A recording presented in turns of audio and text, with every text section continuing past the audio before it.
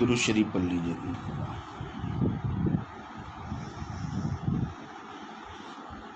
اللهم صل على سيدنا ونبينا مولانا محمد وعلى آل سيدنا ونبينا مولانا محمد وبارك وسلم. الحمد لله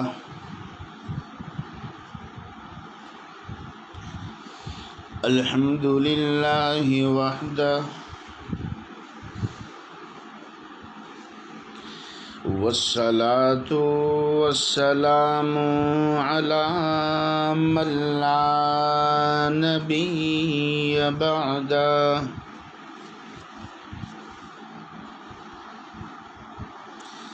لا نبي بعده ولا نبوة بعده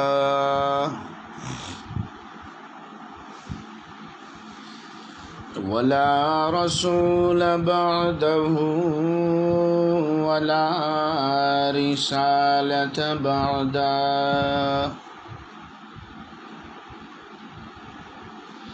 صاحب التاج والمعراج الذي اسمه مكتوب في الإنجيل والتوراة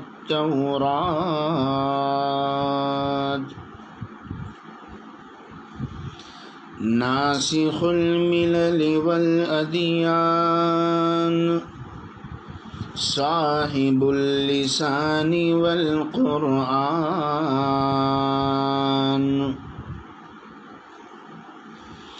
أما بعد فأعوذ بالله من الشيطان الرجيم.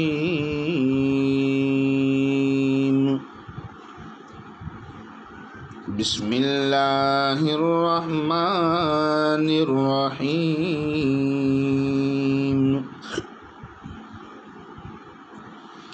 يا أيها الذين آمنوا استعينوا بالصبر والصلاة إن الله مع الصابرين.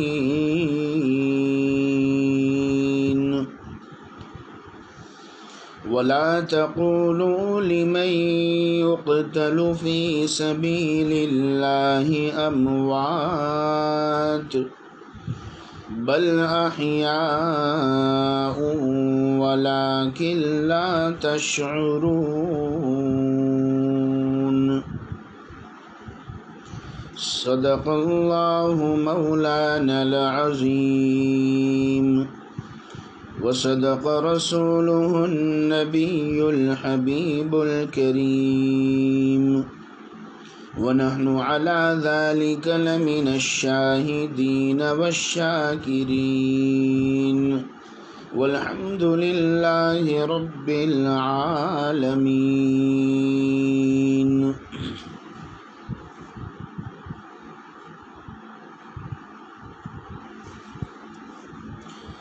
محترم بھائیوں، بزرگوں،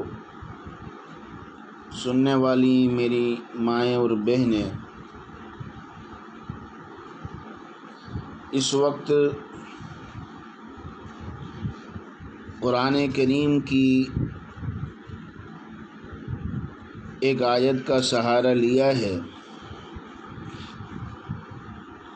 اس لیے کہ ہماری ان مجلسوں کا عنوان قرآن کریم کی تفسیر یعنی درس قرآن ہی کے طور پر ہے. گزشتہ کل بھی ایک آیت آپ کے سامنے پیش کی تھی. آج جو آیت آپ کے سامنے پڑھی ہے اسی کے متعلق دو چار باتیں عرض کروں گا. قرآن اللہ کا کلام ہے اور پھر رمضان المبارک کا مہینہ چل رہا ہے اور رمضان المبارک کو قرآن کریم سے تعلق ایسا ہے کہ اسی مہینے میں اللہ سبحانہ و تعالیٰ نے قرآن کریم کو نازل فرمایا ہے، اور رمضان ہمیں قرآن کریم سے جوڑنے کے لیے آیا ہے، اس لیے کہ رمضان تو آ کر چلا جائے گا، قریب الختم ہے، مگر وہ جاتے جاتے اس امت کو قرآن کریم سے جوڑ کر جائے گا۔ جتنا رمضان المبارک میں قرآن پڑھا جاتا ہے، پڑھایا جاتا ہے، سنا جاتا ہے، سنایا جاتا ہے، اتنا اور کسی مہینے میں قرآن نہیں سنایا جاتا، نہیں تلاوت کی جاتی۔ گھر کے اندر بڑے چھوٹے حتیٰ کہ بچے بھی قرآن کریم کی تلاوت کرتے ہیں۔ اور گزشتہ کل بھی ایک بات آپ کے سامنے عرض کی تھی کہ علماء کرام نے فرمایا ہے، ہمارے بڑوں نے، کہ رمضان کے مہینے میں بھی اگر کسی کا قرآن ختم نہ ہو تو اس کی یہ نحوست رہتی ہے کہ پورا سال وہ ختم نہیں کر سکتا، ایک قرآن بھی نہیں پڑھ سکتا، اس لیے کہ رمضان کی مثال انسان کے بدن میں دل کی طرح ہے، اور دل رئیس الاعضاء ہے۔ جس انسان کا دل مضبوط ہے اس کا جسم بھی تندرست ہے، اور جس کا دل کمزور ہے وہ انسان کا جسم اور بدن بھی کمزور ہوتا ہے۔ رمضان کی مثال دل کی طرح ہے۔ سال کے مہینوں کے اندر اگر جس کا رمضان مضبوط ہوگا، عبادتوں میں گزرے گا، اس کا پورا سال اسی طرح سے گزرے گا۔ تو قرآن کریم سے یہ جوڑنے والا مہینہ ہے، اور بہت سے لوگ یہ بھی کہتے ہیں کہ ہم قرآن کریم پڑھتے پڑھتے، تلاوت کرتے کرتے یہاں تک پہنچ گئے ہیں۔ تو یہ بھی ضروری ہے کہ قرآن کی تلاوت کرتے ہوئے ہم کہاں تک پہنچے یہ بھی دھیان دیوے، اور یہ بھی ضروری ہے کہ قرآن پڑھتے پڑھتے یہ ہمارے دل میں کہاں تک پہنچا ہے اس کا بھی خیال رکھے۔ صرف زبانی پڑھنا نہیں ہے، ہمارے دلوں کے اندر اس کی محبت کو، عظمت کو اتارنا ہے، اس کے تقاضوں کو پورا کرنے کی ہمت اور حوصلے بڑھانے ہیں۔ اسی مناسبت سے یہ علماء کرام کی مجلسیں ہوتی ہے، بیانات ہوتے ہیں کہ ہمارے دل میں تھوڑی سی عشق کی اور قرآن سے تعلق اور لگاؤ کی تھوڑی سی آگ اور بڑھ جائے، روشن ہو جائے۔ اس لیے فرمایا کبھی کبھی ان قصوں کو سن لیا کر، کبھی کبھی ان مجلسوں میں بیٹھ لیا کر، گاہے گاہے باز خواہ ای قصے پاری نرا، گاہے گاہے باز خواہ ای قصے پاری نرا، تازہ خواہی داشتن گر داغ ہائے سینہ را۔ کبھی کبھی ان قصوں کو، ان مجلسوں کو اٹینڈ کر لیا کرو، سن لیا کرو۔ اگر ایمان اور دین کا درد اپنے دل میں تازہ رکھنا چاہتے ہو تو کبھی کبھی ان کو سن لیا کرو۔ دیکھیے، میں نے اس وقت آپ کے سامنے قرآن کریم کی ایک آیت کا سہارا لیا ہے، اس کو ہم اس طرح سمجھیں گے کہ اللہ کی قدرت اور اس کی بڑائی اگر ہم غور کریں اپنے اطراف میں، ارد گرد اور آس پاس میں اور ماحول کو اور حالات کو اگر ہم دیکھیں تو ہمیں پتہ چلے گا کہ اللہ کتنے بڑے ہیں، اس کی قدرت، اس کی بڑائی کتنی ہے، وہ ہمیں نظر آئے گی۔ اس کی قدرت کی نشانیوں کو دیکھ کر، اس کی طاقت کو دیکھ کر اللہ کی بڑائی ہمیں نظر آئے گی۔ ویسے تو اللہ کی ذات کو سمجھنا ہماری عقل کے لیے محال ہے، مشکل ہے کہ اللہ کی ذات کو مکمل ہم سمجھ لیں یا ہم اللہ کی قدرت کو مکمل پہچان لیں، یہ ہو ہی نہیں سکتا جب اس کی مخلوق ہماری سمجھ میں نہیں آ سکتی۔ اللہ کی بنائی ہوئی مخلوق جب ہماری نظر میں نہیں آ سکتی یا ہماری سمجھ میں نہیں آ سکتی تو اس کی ذات، اس مخلوق کو بنانے والے خالق کی ذات کیسے سمجھ میں آئے گی؟ یہی کورونا لے لیجئے، کورونا کے اثرات اور اس کے جو جرمز ہے وہ لے لیجئے۔ فرمایا کہ اتنی چھوٹی سی یہ مخلوق ہے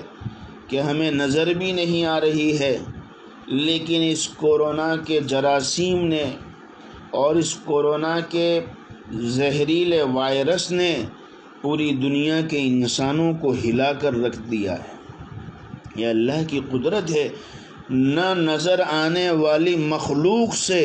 اللہ نے آج کی سپر پاور طاقت کو ہلایا ہے۔ جب جب انسان نے انا ربکم الاعلی کا دعویٰ کیا اور جب جب انسان نے اللہ کی قدرت کے سامنے آستینیں چڑھائی تو اللہ سبحانہ و تعالیٰ نے اس کو اتنی ہی چھوٹی مخلوق سے اور کمزور مخلوق سے اس کو دبایا ہے اور ڈھیر کیا ہے، زیر کیا ہے۔ ابو جہل کتنا بڑا تھا؟ ابو جہل اپنے آپ کو مکہ کا سردار کہتا تھا، مکہ کا رئیس کہتا تھا، اور ابو جہل نبی کریم صلی اللہ علیہ وسلم کی دشمنی کے اندر دن اور رات مشغول رہتا تھا۔ اس کے دل میں حضور پاک صلی اللہ علیہ وسلم کی اور اللہ کے دین کی نفرت اور دشمنی کی آگ جو ہے وہ ہمیشہ بھڑکتی رہتی تھی۔ اپنے آپ کو بڑا سردار کہتا تھا، لیکن کیا ہوا؟ اللہ سبحانہ و تعالیٰ نے دو معصوم بچوں کے ذریعے، انصار مدینہ کے دو معصوم بچوں کے ذریعے سے اتنے بڑے سردار کو زیر زمین کر دیا۔ معاذ ابن عفرا اور معوذ ابن عفرا، یہ دونوں معصوم بچے جنہوں نے بدر کے میدان میں ابو جہل پر حملہ کیا، ایک نے اس کے گھوڑے پر اور دوسرے نے ابو جہل کے سینے پر چڑھ کر حملہ کیا۔ دو معصوم بچے تھے۔ ابو جہل مرتے مرتے یہ کہہ گیا کہ مجھے مارنے والا کوئی بڑا پہلوان ہونا چاہیے تھا،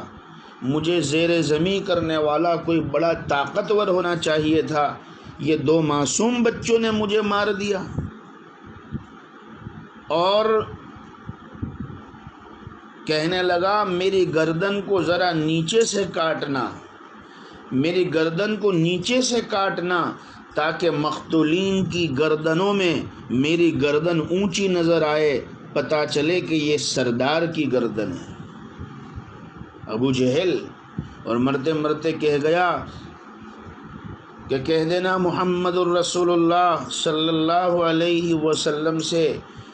کہ تمہاری دشمنی میرے دل میں جو میری زندگی میں تھی، آج میں بدر کے میدان میں مر رہا ہوں، میرے دل میں تمہاری دشمنی اس سے بھی زیادہ ہے، یعنی میں آج مرتے مرتے بھی یہ کہہ رہا ہوں کہ میرے دل میں تمہاری بہت زیادہ دشمنی ہے۔ جب یہ بات نبی کریم صلی اللہ علیہ وسلم نے سنی تو آقا مسکرائے اور ایک جملہ فرمایا کہ موسیٰ کا فرعون تو مرتے مرتے کلمہ پڑ گیا،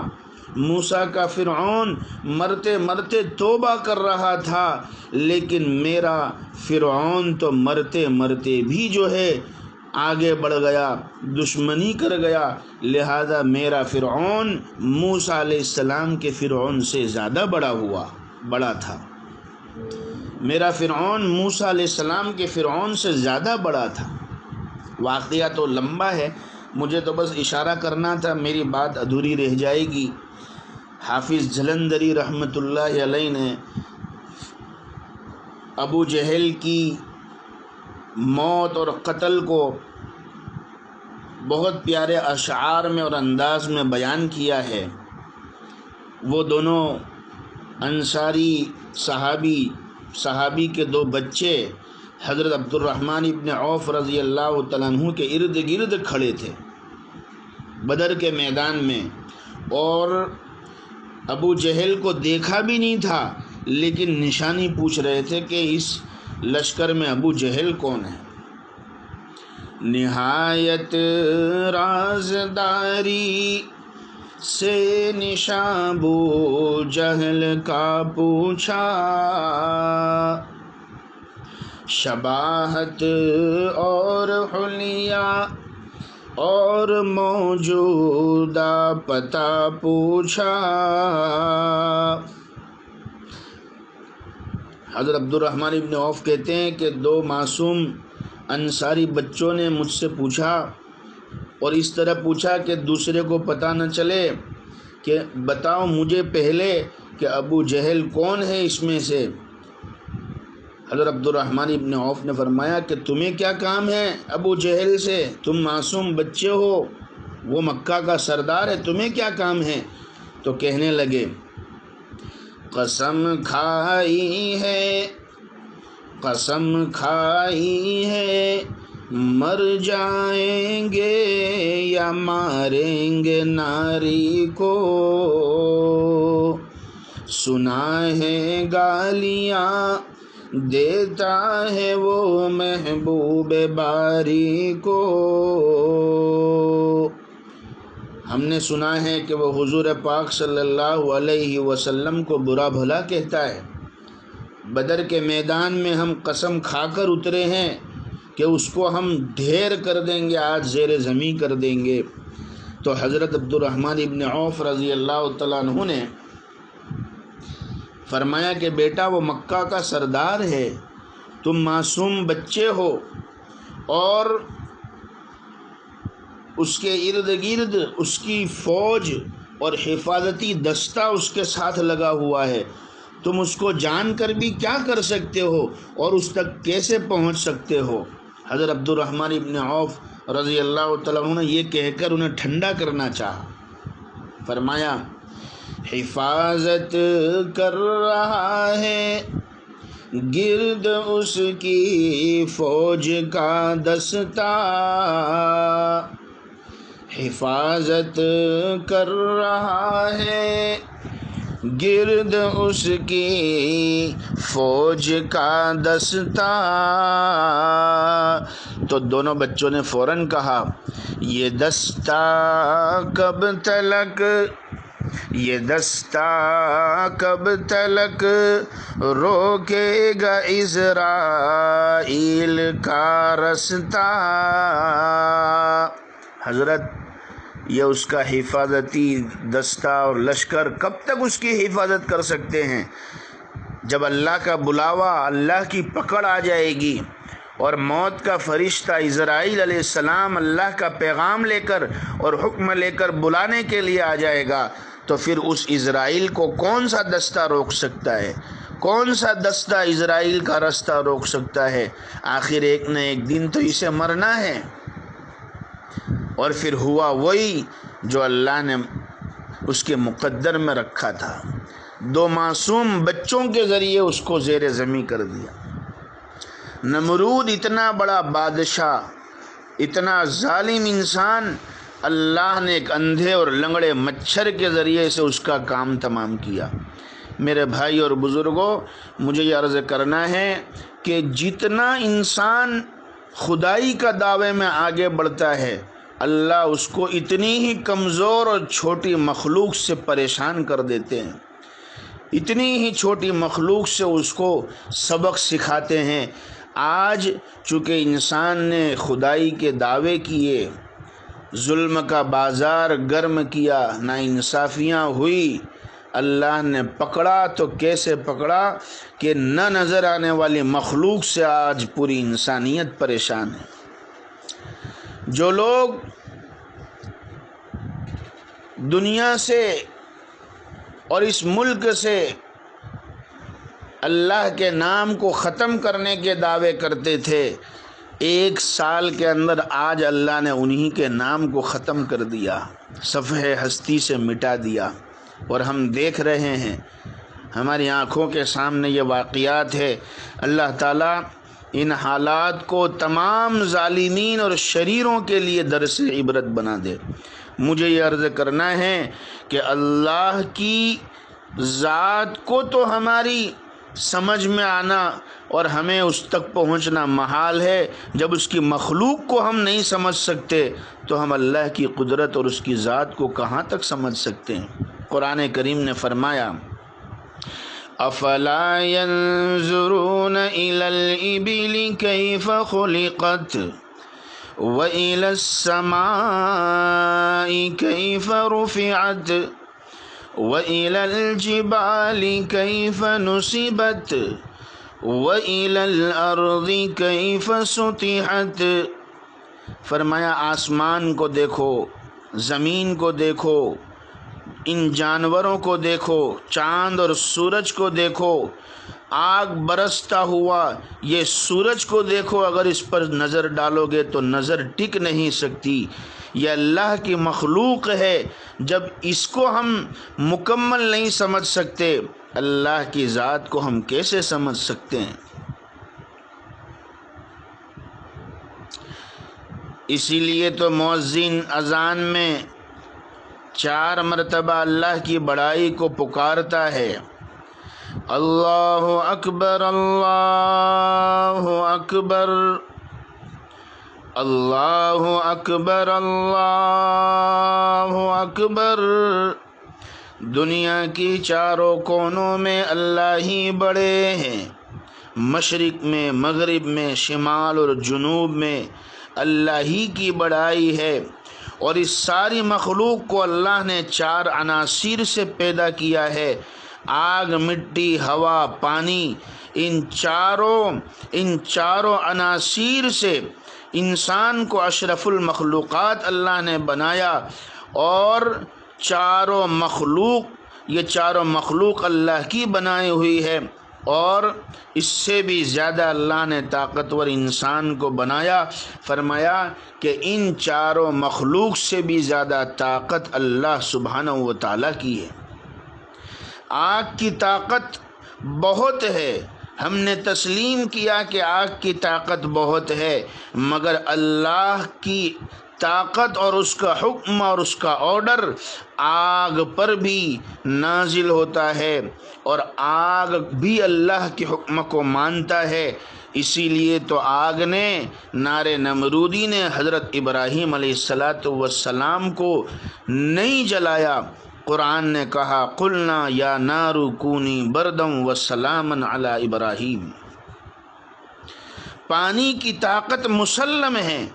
پانی کی ایک طاقت ہے، مگر اللہ کا حکم پانی پر بھی چلتا ہے۔ حضرت نوح علیہ السلام کی قوم نے جب ان کی بات کو نہ مانا تو اللہ نے ان پر پانی کا عذاب نازل فرمایا، اور ان پوری قوم کو اللہ سبحانہ و تعالیٰ نے پانی کے اندر غرق کر دیا۔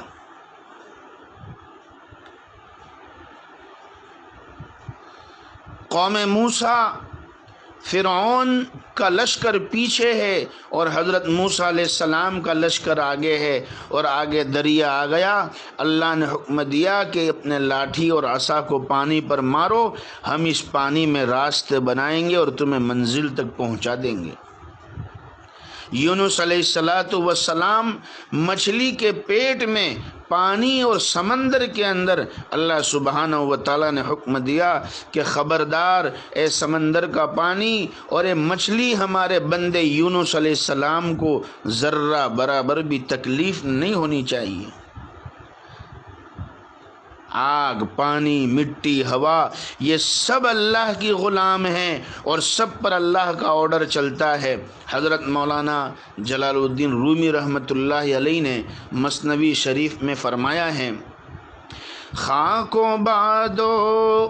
آب و آتش بندہ اند، خاک و باد و آب و آتش بندہ اند، بامنو تو مردہ با حق زندہ اند۔ آگ، پانی، مٹی، ہوا، یہ سب اللہ کی غلام ہیں، تمہارے اور میرے لیے مرے ہوئے ہیں، لیکن اللہ کے لیے تو یہ سب زندہ ہیں۔ پانی پر اللہ کی حکومت، آگ پر اللہ کی حکومت، ہوا کی ایک طاقت ہے۔ قوم عاد پر اللہ نے ہوا اور طوفان اور آندھی کا عذاب نازل فرمایا ہوا کی ایک طاقت ہے، لیکن اس ہوا پر بھی اللہ کا حکم چلتا ہے۔ فَأَرْسَلْنَا عَلَيْهِمْ رِيحًا صَرْصَرًا كَأَنَّهُمْ أَعْجَازُ نَخْلٍ خَاوِيَةٍ، ایسا زمین پہ ڈھیر کر دیا جیسے کھجور کے درختوں کے تنے زمین کے اوپر پڑے ہوئے ہو۔ پوری قوم کو ان کے گھروں کے سمیت، ان کے محلوں کے سمیت، ان کے تمام اسباب زندگی کے سمیت ہم نے زمین کے اوپر زیر کر دیا۔ یہ ہوا کی طاقت ہے، اس پر اللہ کا حکم ہے۔ مٹی کی ایک طاقت ہے، لیکن مٹی پر بھی اللہ کا حکم ہے کہ جب اللہ چاہتا ہے تو زمین کو ہلاتا ہے، زلزلے آتے ہیں زمین کے اوپر، اللہ اس زمین کو ہلاتا ہے۔ اور قیامت کی نشانیوں میں سے ایک نشانی ہے کہ زلزلوں کی کثرت ہو جائے گی، اور سب سے بڑا زلزلہ اور بھوچال تو قیامت کا ہوگا۔ اذا زلزلت الارض زلزالها واخرجت الارض اثقالها وقال الانسان ما لها، جب زمین کو جھنجھوڑا جائے گا، جب زمین اپنے بوجھوں کو نکالے گی، وَأَخْرَجَتِ الْأَرْضُ أَثْقَالَهَا وَقَالَ الْإِنسَانُ مَا لَهَا، اور اس وقت انسان کہے گا یہ کیا ہو رہا ہے، یہ تو بڑی قیامت ہے۔ اور میرے بھائی اور بزرگوں، اس وقت جن حالات سے ہم گزر رہے ہیں یہ بھی کوئی قیامت سے کم نہیں ہے۔ جو قیامت کے مناظر ہے وہ ہم اپنی آنکھوں سے دیکھ رہے ہیں۔ یوم یفر المرء من اخیہ وامہ وابیہ، کہ اس دن بھائی بھائی سے بھاگے گا، بیٹا باپ سے بھاگے گا، ماں بیٹی آپس میں ایک دوسرے سے بھاگیں گے، دوست دوست سے بھاگے گا۔ آج اس کورونا کی بیماری کے اندر ہم دیکھ رہے ہیں کہ لوگ ہاتھ لگانے کے لیے تیار نہیں ہیں، قریب آنے کے لیے تیار نہیں ہیں، پاس میں بیٹھنے کے لیے تیار نہیں ہے۔ سگا باپ ہے لیکن بیٹا باپ سے بھاگ رہا ہے، ماں ہے سگی لیکن بیٹیاں ماں سے بھاگ رہی ہے۔ یہ قیامت ہی کا تو منظر ہے۔ تو مؤذن اذان میں چاروں طرف 4 مرتبہ اللہ کی بڑائی کو پکارتا ہے کہ اللہ ہی بڑے ہیں۔ یہ سبق ہمیں دیا جا رہا ہے ایک دن میں 5 مرتبہ۔ اسی لیے ہمیں اس بات کو سمجھنا ہے، مرضی ہر حال میں اللہ ہی کی پوری ہوتی ہے۔ مرضی مولا از ہم اولا، مرضی مولا از ہم اولا، جدھر اس کا مولا ادھر شاہ دولا۔ مرضی ہر حال میں اللہ کی پوری ہوتی ہے۔ آدم علیہ السلام چاہتے تھے کہ جنت میں ہمیشہ رہے، مگر اللہ کی مرضی پوری ہوئی، آدم علیہ السلام کو دنیا میں بھیجا گیا۔ حضرت نوح علیہ السلام چاہتے تھے کہ میرا بیٹا کشتی میں آ جائے اور بچ جائے، اور فرمایا اے میرے بیٹے تو سوار ہو جا، لیکن مرضی اللہ کی پوری ہوئی، حضرت نوح علیہ السلام کی مرضی پوری نہیں ہوئی۔ حضور پاک صلی اللہ علیہ وسلم نے ایک موقع پر اپنے اوپر شہد جو حلال ہے اس کو اپنے اوپر حرام کر لیا اور قسم کھا لی، مگر اللہ رب العزت نے حضور پاک صلی اللہ علیہ وسلم سے فرمایا لم تحرم ما احل اللہ لک، اے پیارے نبی اس چیز کو جس کو ہم نے حلال کیا ہے آپ حرام کیوں کرتے ہیں؟ تو پھر آقا نے اپنی قسم سے رجوع کیا، مرضی اللہ کی پوری ہوتی ہے، ہر حال میں اللہ ہی کا حکم چلتا ہے۔ بندہ کچھ چاہتا ہے مگر فیصلہ اللہ کا غالب رہتا ہے، واللہ غالب علی امرہ ولکن اکثر الناس لا یعلمون، اللہ اپنے فیصلے پر غالب رہتے ہیں لیکن اکثر لوگ جانتے نہیں ہیں۔ اللہ کے سامنے کسی کی چوں اور چاہ نہیں چل سکتی، کسی کی بڑائی نہیں چلتی۔ دو بندوں پر اللہ نے جنت کو حرام کر دیا ہے، نمبر ایک جو اللہ کی عبادت میں اس کے ساتھ کسی کو شریک ٹھہرائے، اللہ کے ساتھ کسی اور کا ساتھ شرک کرے۔ ان اللہ لا یغفر ان یشرک بہ ویغفر ما دون ذلک لمن یشاء، اللہ مشرک کی مغفرت نہیں فرماتے، جنت اس پر حرام ہے۔ نمبر دو متکبر،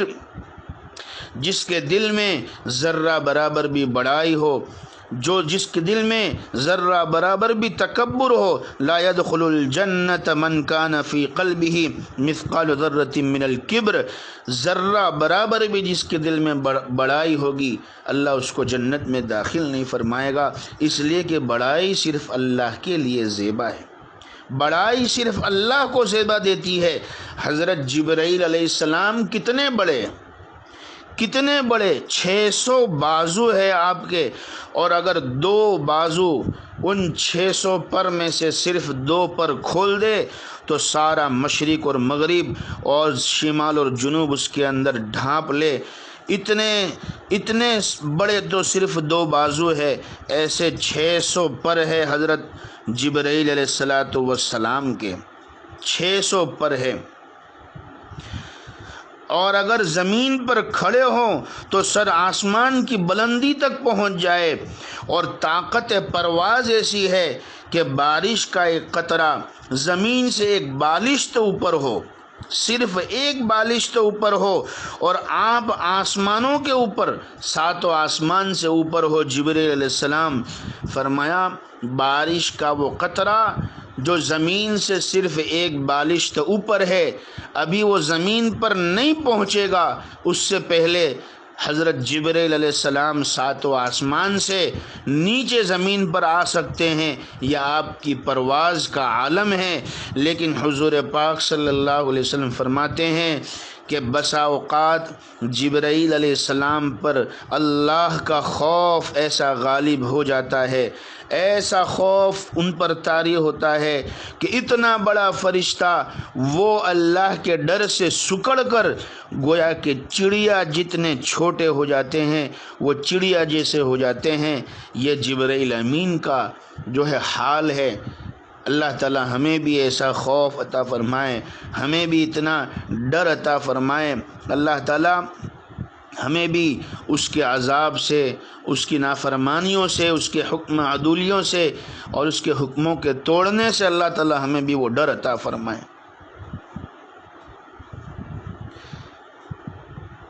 بڑا تعجب ہے کہ انسان کتنا کمزور ہے، کتنا کمزور ہے انسان، اور پھر کمزوری کے باوجود بھی وہ اتنے بڑے قوی اور قدرت والے خدا اور طاقتور جو ہے خالق کے ساتھ جو ہے نافرمانی کرتا ہے۔ اس کی نافرمانی کرتا ہے۔ ہمارا حال تو کیسا ہونا چاہیے؟ ایک بچے کی طرح خوف ہونا چاہیے کہ جب کوئی گھر میں مہمان آتے ہیں اور جب وہ بچہ مہمان کے سامنے بیٹھا ہوتا ہے تو مہمان اپنے سامنے رکھی ہوئی کھانے پینے کی چیزوں کو، مٹھائیوں کو، حلووں کو بچے کے سامنے پیش کرتا ہے، لیکن بچہ حالانکہ مٹھائی اور میٹھی اور شیرینی چیز کا زیادہ طلبگار اور دل دادا ہوتا ہے، لیکن پھر بھی وہ بچہ مہمان کے سامنے اس پر ہاتھ نہیں ڈالتا، مہمان دیتا ہے۔ یہ بچہ اپنے باپ کو دیکھتا ہے کہ اگر باپ کہے تو میں یہ مٹھائی لوں، باپ کا اشارہ ہو تو میں یہ کام کروں، تو بچہ اپنے باپ کو دیکھتا ہے اور پھر وہ باپ جب اشارہ کرتا ہے تو پھر یہ فوراً جھپٹ کر وہ مٹھائی لے کر فوراً کھا لیتا ہے۔ فرمایا ہمارا حال بھی ایسا ہونا چاہیے کہ دنیا اور دنیا کے لوگ اور یہ اس وقت کا ماحول طرح طرح کی فیشنوں کو، خواہشات کو ایک میٹھے کور کے اندر لپیٹ کر اس گندگی کو ہمارے سامنے پیش کر رہے ہیں، لیکن ہماری نظر اللہ پر ہونی چاہیے کہ کیا اللہ ہمیں اشارہ کرتا ہے، کیا ہمیں اللہ اس کا حکم دیتا ہے، کیا شریعت ہمیں اس کا حکم دیتی ہے؟ اگر یہ شریعت ہمیں اس کا حکم دے تو ہم اس کو فوراً کھا لے، ورنہ ہم اس کو چھوڑ دے۔ ہمیں بھی اتنا ڈر بچے کی طرح سے ہونا چاہیے۔ اللہ ہمیں رجسٹر بندہ بنائے، اللہ کا رجسٹرڈ بندہ بنائے۔ ہاں، رجسٹر بندہ کس کو کہتے ہیں؟ کہ جب مدرسوں میں امتحان ہونے کے بعد ہم نے دیکھا کہ انعام دیے جاتے ہیں، سال کے اینڈ پر، ختم پر بچوں کو، چھوٹے چھوٹے بچوں کو انعام دیے جاتے ہیں، لائنوں میں کھڑے ہوتے ہیں اور وہ انعام لے رہے ہوتے ہیں، کبھی تپیلی مل رہی ہے، کبھی تپیلا مل رہا ہے، کبھی تھالی مل رہی ہے تو کبھی تھال مل رہا ہے، نہ جانے کیا کیا کس کس طریقے سے انعام دیتے ہیں۔ ان بچوں کے اندر، مدرسوں کے بچوں میں محلے کا ایک بچہ بھی کھڑا ہو جاتا ہے، وہ بھی سوچتا ہے کہ آج مجھے بھی انعام ملے گا، وہ بھی لائن میں آتا ہے، لیکن جب اس کا نمبر آتا ہے اور رجسٹر میں جب اس کا نام دیکھا جاتا ہے تو اس کو سائٹ پر کر دیا جاتا ہے کہ نہیں بیٹا تم اس مدرسے کے نہیں ہو، بیٹا تم اس مدرسے کے رجسٹرڈ نہیں ہو، اس لیے تمہیں انعام نہیں دیا جائے گا۔ میرے بھائی اور بزرگوں، اللہ ہمیں اپنا رجسٹرڈ بندہ بنائے کہ جب قیامت کے میدان میں انعامات دیے جا رہے ہو اور نام اعمال داہنے ہاتھ میں دیے جا رہے ہو تو اللہ کے فرشتے یہ کہہ کر ہمیں ہٹا نہ دے کہ تم تو اللہ کے بندوں میں شامل ہی نہیں تھے، تم تو اس رجسٹر میں شامل ہی نہیں تھے، اس لیے تم کو ہٹا دیا جا رہا ہے۔ ہمیں اللہ تعالیٰ اپنا رجسٹرڈ بندہ بنائے۔ وہی حالات کو بنانے والا ہے، وہی حالات کو بگاڑنے والا ہے۔ ہمیں ہر حال میں اللہ کافی ہے، اسی نے یہ حالات کو لایا ہے تو وہی ان حالات کو ختم کرنے والا ہے۔ ہمیں اسی کی طرف رجوع ہونا ہے، مدد اسی سے مانگنی ہے۔ قوم موسیٰ کو مدد کے لیے صرف ایک چیز ملی تھی، قوم موسیٰ کو مدد حاصل کرنے کے لیے ایک چیز ملی تھی۔ فرمایا قال موسیٰ لقومہ استعینوا باللہ واصبروا، کہ تم اللہ سے مدد مانگو صبر کے ذریعے سے۔ ایک راستہ ملا تھا، لیکن اس امت کو، مجھے اور آپ کو مدد مانگنے کے لیے اللہ نے دو چیزیں عطا فرمائی ہے۔ فرمایا یا ایھا الذین آمنوا استعینوا بالصبر والصلاۃ، اے ایمان والو اللہ سے مدد طلب کرو صبر اور نماز کے ذریعے سے۔ صبر کے ذریعے سے اگر مصیبت آ جائے، کوئی آفت آ جائے، کوئی بلا آ جائے، کوئی تکلیف آ جائے تو صبر کر لو، انشاءاللہ صبر کرنے والوں کے ساتھ میں اللہ ہے۔ اور نمازوں کا اہتمام کرو، رجوع اللہ کا اہتمام ہو، توبہ اللہ ہو، اس کے احکامات کو پورا کرنا ہو۔ جس طریقے سے جس راستے سے تکلیف آئی ہے اسی راستے سے ہی تکلیف جائے گی، اس کے علاوہ کے راستے سے تکلیف جانے والی نہیں ہے۔ اس امت کا کیا نقصان ہوگا، اس امت کا کیسے نقصان ہوگا اور کیوں نقصان ہوگا کہ جس کا نبی اس امت کے لیے 23 سال تک رویا ہے، 23 سال تک رویا ہے۔ کوئی ماں اپنے بچے کے لیے اتنا نہیں روتی، کوئی بیوی اپنے شوہر کے لیے اتنا نہیں روتی جتنا حضور پاک صلی اللہ علیہ وسلم اپنی امت کے لیے روئے ہیں، امت کے لیے روئے ہیں۔ وہ شاعر نے کہا، جو آگ جہنم میں خالق نے جلائی ہے، سرکار نے رو رو کر وہ آگ بجھائی ہے، سرکار نے رو رو کر وہ آگ بجھائی ہے۔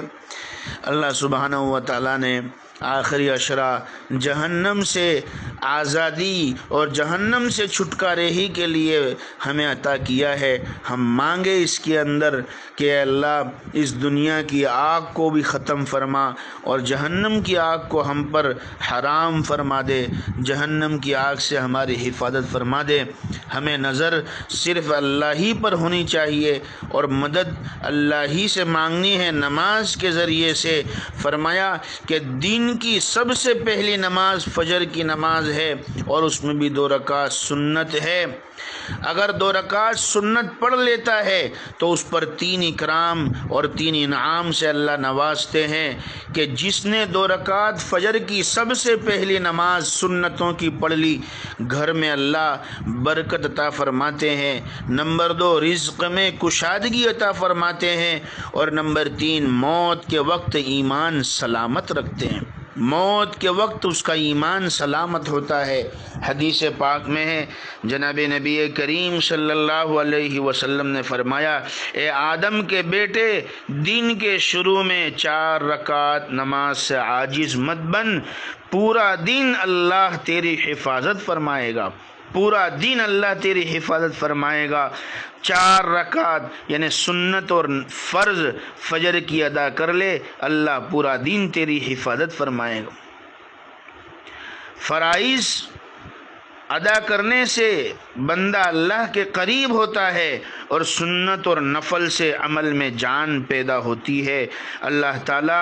ہمیں نمازوں کا پابند بنائے اور نمازوں کی جو ہے رمضان کی برکت سے جو مسجد آباد ہے اور فل ہے، رمضان کے بعد بھی ہمیں مسجدوں میں نمازوں کا اہتمام کرنے کی اللہ توفیق عطا فرمائے، اللہ سے مدد مانگنے کی اللہ ہمیں توفیق عطا فرمائے۔ ہاں، اگر ہم یہ محسوس کریں کہ اللہ ہم سے دور ہے، اگر ہم یہ محسوس کریں کہ اللہ ہم سے دور ہے تو پھر ہمیں یہ سوچنا چاہیے کہ دور کون ہے، اس لیے کہ اس کی رحمت اور اس کی مغفرت اور اس کی نصرت تو بہت قریب ہے۔ وَإِذَا سَأَلَكَ عِبَادِي عَنِّي فَإِنِّي قَرِيبٌ أُجِيبُ دَعْوَةَ الدَّاعِ إِذَا دَعَانِ فَلْيَسْتَجِيبُوا لِي وَلْيُؤْمِنُوا بِي لَعَلَّهُمْ يَرْشُدُونَ۔ اللہ تعالیٰ ہمیں کہنے سے زیادہ، سننے سے زیادہ عمل کی توفیق عطا فرمائے۔ بہت سے ہمارے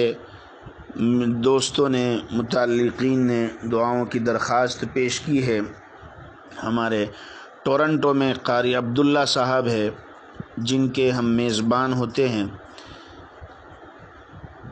جو ہمارے میزبان ہوتے ہیں، جن کے گھر ہمارا قیام ہوتا ہے، قاری عبداللہ صاحب جوگواڑ والے،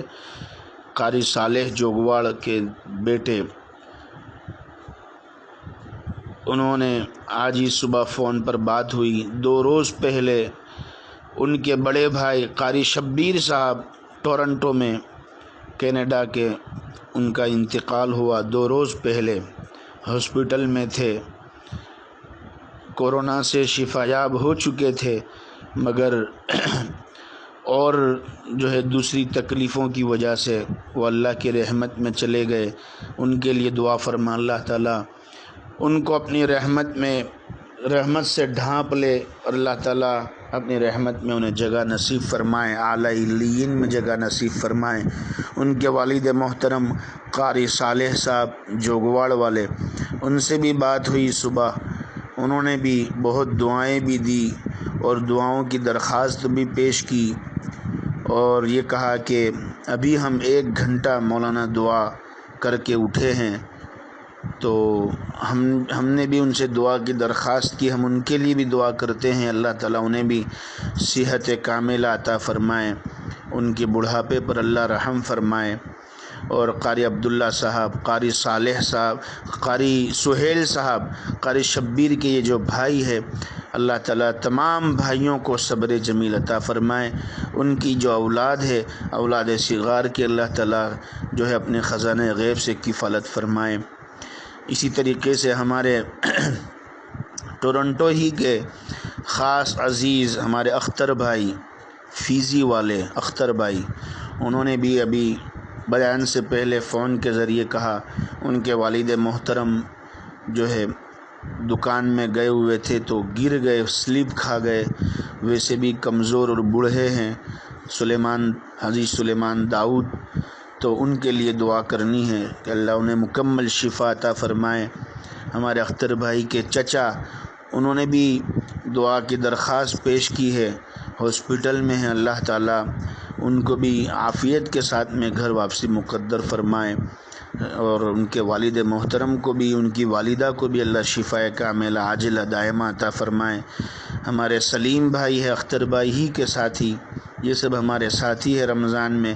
تراویح کے بعد ہم ساتھ میں بیٹھتے ہیں۔ سلیم بھائی احمد آباد والے، ان کے بہنوئی بھی احمد آباد میں بیمار تھے، انہوں نے بھی درخواست پیش کی تھی، الحمدللہ وہ گھر آ چکے ہیں۔ اللہ تعالیٰ انہیں دوبارہ ان بیماریوں سے اللہ تعالیٰ عود کرنے سے ان کی حفاظت فرمائے۔ اسی طریقے سے ہمارے الیاس بھائی ابو دھابی UAE میں رہتے ہیں، بڑودہ کے فتح گنج میں، کل ان کا فون آیا تھا، ان کے چچا کا کل گزشتہ انتقال ہوا بڑودہ فتح گنج میں، الیاس بھائی اور امتیاز بھائی کے چچا، اللہ تعالیٰ ان کی مکمل مغفرت فرمائے، درجات بلند فرمائے، اور پسماندگاں کو صبر جمیل عطا فرمائے۔ جو احباب جہاں جہاں سے سن رہے ہیں اس وقت، ہم ان کے لیے جو ان کی جائز حاجتیں ہیں سب کے لیے دعا کرتے ہیں، اللہ تعالیٰ سب کی جائز حاجتیں پوری فرمائے۔ اللہم صلی علی سیدنا و نبینا مولانا محمد وعلی آل سیدنا و نبینا مولانا محمد وبارک وسلم۔ ربنا ظلمنا انفسنا وإن لم تغفر لنا وترحمنا لنكونن من الخاسرین، یا اول الاولین و یا آخر الآخرین و یا ذا القوة المتین و یا راحم المساکین و یا ارحم الراحمین۔ ظلمنا انفسنا وإن لم تغفر لنا وترحمنا لنكونن من الخاسرین۔ یا الہ العالمین، ہم تمام پر رحم کا معاملہ فرما، یا اکرم الاکرمین، ہم تمام پر کرم کا معاملہ فرما۔ اے اللہ بڑی طاقت والے ہیں مولا، اب بڑی قدرت والے ہیں مولا۔ اے اللہ آسمان اور زمین کے آپ خالق ہے۔ اے اللہ اونچے اونچے پہاڑ، لمبے لمبے درخت آپ نے بنائے ہیں، انسان جیسی خوبصورت اور کوے جیسی کالی مخلوق کے آپ خالق ہے، چونٹی جیسی کمزور اور ہاتھی جیسی مضبوط مخلوق آپ نے بنائی ہے، بل لیتی ہوئی ندیاں، ابلتے ہوئے چشمے، لہلہاتے ہوئے کھیت، رنگ برنگے پھولوں کے آپ مالک ہے۔ اے اللہ اے اللہ اے اللہ زمین کی مخلوق آپ نے بنائی ہے، پانی کی مخلوق آپ نے بنائی ہے، ہواؤں کی مخلوق آپ نے بنائی ہے، فرشتوں کے آپ مالک ہے۔ جبرائیل جن کا ابھی بیان ہوا، جبرائیل کے آپ مالک ہے، اے اللہ نبیوں کے آپ مالک ہے، اے اللہ بڑی شان والے، بڑی قدرت والے ہیں، ہم بہت کمزور ہیں مولا، آپ کی مخلوق ہے، آپ کے بندے ہیں، اے اللہ آپ کو معاف کرنا پسند ہے، آپ کو رحم پسند ہے، کرو مہربانی، تم فرش زبی پر خدا مہرباں ہوگا عرش بری پر، اے اللہ آپ کو مہربانی پسند ہے، آپ کو رحم پسند ہے، آپ کو عفو پسند ہے، اے اللہ ہمارے ساتھ بھی آپ ایسا ہی معاملہ فرمائیے، ہمارے گناہوں کو معاف فرما دیجئے، ہماری مغفرت فرما دیجئے، جہنم کی آگ کو ہم پر حرام کر دے مولا، ہمارے گوشت پر، ہماری چمڑی پر، ہڈی پر، اے اللہ ہمارے ماں باپ پر، ہمارے رشتہ داروں پر، پوری امت پر جہنم کی آگ کو حرام فرما دے مولا، اے اللہ اپنے اے اللہ ان حالات کو تو بدل دیجئے مولا، حالات کو بدل دے مولا، اے اللہ حالات یہ بتلا رہے ہیں آپ ہم سے ناراض ہے، اے اللہ آپ ہم سے ناراض ہے، آپ کی قدرت روٹھی ہوئی ہے، ہم میں کوئی جنید بغدادی جیسا نہیں ہے، ہم میں کوئی پیران پیر عبد القادر جیلانی محبوب سبحانی رحمت اللہ علیہ جیسا نہیں ہے، ہم میں کوئی خواجہ معین الدین اجمیری سنجری چشتی رحمت اللہ علیہ جیسا نہیں ہے، مولا ہم بے سہارے ہیں اور آپ بے سہاروں کے سہارے ہیں، اے اللہ ہم نے آپ کی پکڑ کو دیکھا ہے، اس کی جھلک کو دیکھا ہے، ہمارے گناہوں کو ہماری پکڑ کا ذریعہ نہ فرما، اے اللہ ہمارے گناہوں کو ہماری پکڑ کا ذریعہ نہ فرما، یا الہ العالمین ہمیں معاف فرما، پوری امت کو معاف فرما، ہم قصوروار ہیں، اقراری مجرم ہیں، اے اللہ تیرے دین کی دعوت کو، تیرے کلام کے پیغام کو ہم نے امت تک نہیں پہنچایا ہے مولا، آج گناہوں کا بازار گرم ہے مولا، فیشن عام ہو چکی ہے، عریانیت اور بے حیائیاں عام کی جا رہی ہے مولا، اے اللہ ہم بہت قصوروار ہیں مولا، یا الہ العالمین پوری امت کے قصوروں کو معاف فرما دے مولا، پوری امت کے قصوروں کو معاف فرما دے، اے اللہ حضرت یعقوب علیہ السلام کے 12 بیٹوں میں یوسف علیہ السلام سے یعقوب علیہ السلام کو بے انتہا محبت تھی، اور ان 11 بھائیوں نے یوسف علیہ السلام کو کنویں میں ڈال دیا تھا، لیکن ایک وقت ایسا آیا کہ یوسف علیہ السلام کی وجہ سے 11 بھائیوں کے قصوروں کو معاف کر دیا، اے اللہ آپ کو سال کے 12 مہینوں میں رمضان سے ایسی ہی محبت ہے جیسے یعقوب علیہ السلام کو 12 بیٹوں میں یوسف علیہ السلام سے تھی، اور یوسف علیہ السلام کی برکت سے 11 بھائیوں کے قصوروں کو معاف کر دیا تھا، اے اللہ رمضان کی برکت سے ہمارے سال بھر کے زندگی بھر کے گناہوں کو آپ معاف فرما دیجئے، زندگی بھر کے گناہوں کو معاف فرما دیجئے، اے اللہ ہمارے بیماروں کو شفا عطا فرما، ہمارے چچا سسر شکیل بھائی لاکڑا والا انکلیشور میں ہاسپٹل میں ہیں، بائی پیپ پر ہے، بیمار ہے، اے اللہ انہیں مکمل شفا عطا فرما، مکمل شفا عطا فرما، بہت سے لوگ اپنے گھروں میں ہیں، ہاسپٹلوں میں بیمار ہیں، یا الہ العالمین بڑا نازک وقت چل رہا ہے مولا، اے اللہ دوائی کے لیے دوا نہیں ہے، آکسیجن کے لیے ہوا نہیں ہے، دفنانے اور جلانے کے لیے جگہ نہیں ہے، الہ العالمین ان بری موتوں سے ہماری حفاظت فرما، اے اللہ جل کر مرنے سے ہماری حفاظت فرما، ڈوب کر مرنے سے حفاظت فرما،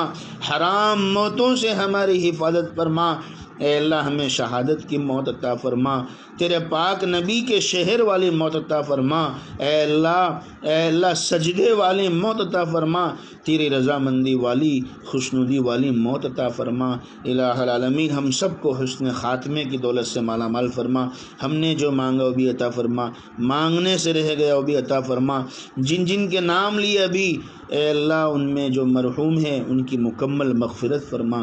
درجات کو بلند فرما، ان کے پسماندگاں کو صبر جمیل عطا فرما، یا الہ العالمین ہمارے والدین کی عمر میں برکت عطا فرما، ان کے سایہ عاطفت کو تادیر ہم پر قائم دائم فرما، الہ العالمین اس وقت میں انکلیشور میں ہوں اور ہمارے سامنے دارالعلوم کے اندر سامنے ہی قبرستان ہے اور اس قبرستان میں بہت سے لوگ مدفون ہیں، میرے خسر بھی یہاں مدفون ہیں، حضرت مولانا موسیٰ ماکروڑوی رحمۃ اللہ علیہ مدفون ہیں، حضرت مولانا معین الدین صاحب مراد آبادی شیخ الحدیث اور خلیفہ حضرت شیخ زکریا رحمۃ اللہ علیہ وہ بھی یہاں مدفون ہیں، مولانا اسماعیل صاحب ماکروڑوی، اے اللہ سب کی مغفرت فرما، درجات کو بلند فرما، ہم نے جو مانگا وہ بھی عطا فرما اور مانگنے سے رہ گیا وہ بھی عطا فرما، ہماری دعاؤں کو فضل و کرم جناب نبی کریم صلی اللہ علیہ وسلم کے صدقۃ فعل میں قبول فرما، جز اللہ عنا سیدنا محمد صلی اللہ علیہ وسلم بما هو اہلہ، سبحان ربک رب العزۃ عما یصفون وسلام علی المرسلین والحمد للہ رب العالمین۔